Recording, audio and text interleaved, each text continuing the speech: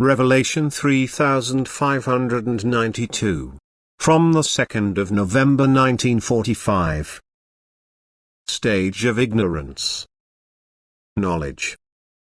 In the stages of the human being's pre-development, the will of the spiritual is still bound, and therefore its upward development is certain, because the bound will signifies a natural law fulfilling itself in divine order. Thus the will of the spiritual subordinates itself to the divine will, even if in a certain state of compulsion.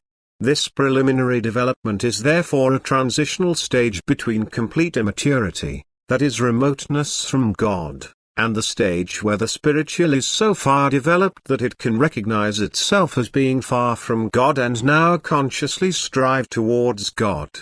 And the spiritual being must have reached this degree of recognition before it can embody itself as a human being to pass the last test of will on earth.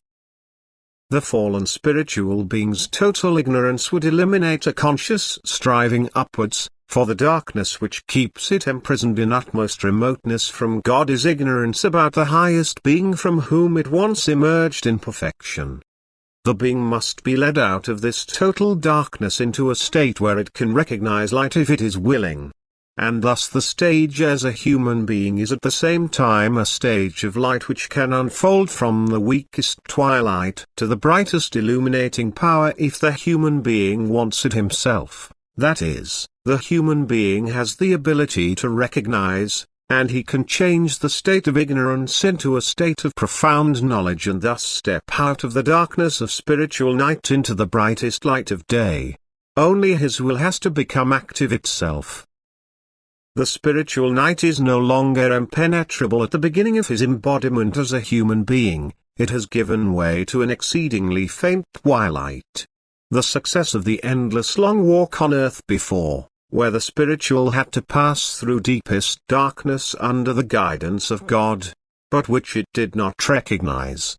It would be impossible for the spiritual being to cover this long path without God's assistance, and thus, if it did not reach the certain degree of maturity in the state of compulsion, it would eternally remain distant from God, in extreme weakness, and the gulf would be unbridgeable.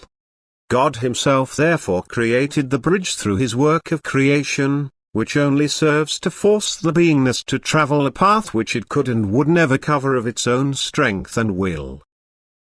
Nevertheless, even in the stage as a human being the spiritual is still in danger of increasing the distance from God instead of decreasing it, because now free will comes into action. Thus the human being can oppose the law of divine order, divine will, and he then remains in complete ignorance of God's essence, which is equal to the state of darkness before.